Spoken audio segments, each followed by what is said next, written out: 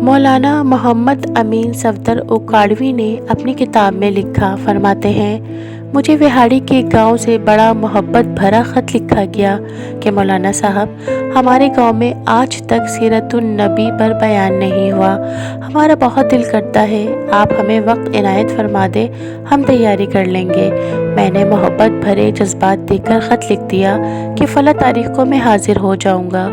दिए गए वक्त पर मैं फ़कीर ट्रेन पर से उतरकर तांगे पर बैठकर गांव पहुंच गया तो आगे मेज़बानों ने मुझे हदिया पेश करके कहा, मौलाना साहब आप जा सकते हैं, हम बयान नहीं करवाना चाहते। वजह पूछी तो बताया कि हमारे गांव में 90% कादियानी है। वो हमें धमकियां देते हैं कि ना तो तुम्हारी इज्जतें, ना माल, न घर बार महफूज रहेंगे, और अगर सीरतुन नबी पर बयान करवाया तो मौलाना हम कमज़ोर हैं, गरीब हैं, तादाद में भी कम है, इसलिए हम नहीं कर सकते। मैंने लिफाफा वापस कर दिया और कहा, बात तुम्हारी होती या मेरी होती तो वापस चला जाता।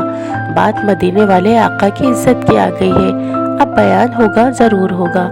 वो घबरा गए कि हजरत आप तो चले जाएंगे, मसला तो हमारे लिए होगा। मैंने कहा, इस गांव के आसपास कोई डंडे वाला यानी बासर या गुंडा है?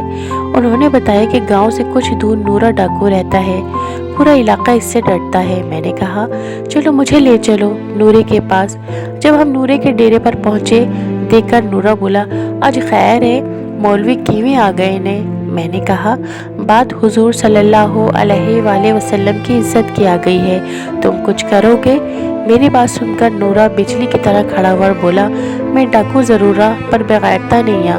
वो हमें लेकर चल निकला। मस्जिद में 3 घंटे बयान किया, मैंने कहा, और नूरा डटकर खड़ा रहा।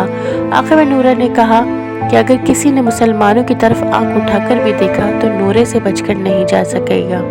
मैं वापस आ गया। कुछ माह बाद मेरे घर पर एक आदमी आया, सर पर अमामा, चेहरे पर दाढ़ी, ज़बान पर दुरूद पाक का विर्द। मैंने पूछा, कौन हो? वो रोकर बोला, मौलाना मैं नूरा डाकू हूँ। जब उस दिन मैं वापस घर को लौटा जाकर सो गया, आँख लगी थी कि प्यारे मुस्तफ़ा सल्लल्लाहु अलैहि वसल्लम मेरे ख्वाब में तशरीफ़ लाए। मेरा माथा चूमा, फरमाया, आज तूने मेरी इज्जत पर पहरा दिया है, मैं और मेरा अल्लाह तुमसे खुश हो गए हैं, तेरे पिछले सब गुनाह माफ़ कर दिए हैं।